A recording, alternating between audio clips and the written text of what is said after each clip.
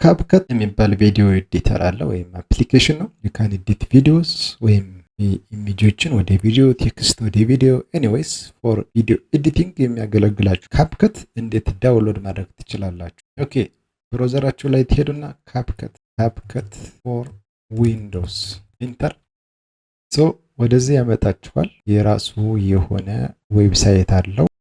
ኦፍላይን ኢንስታለር ቢሆን የተሻለ ነው።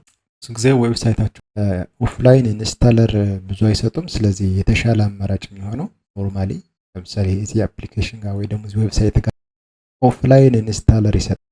በቀላሉ መጫን የሚቻልበት አግባብ ይፈጥርልን። እዚህ ጋር ካፕከት ይሄኛውን ክሊክ እናድርግ።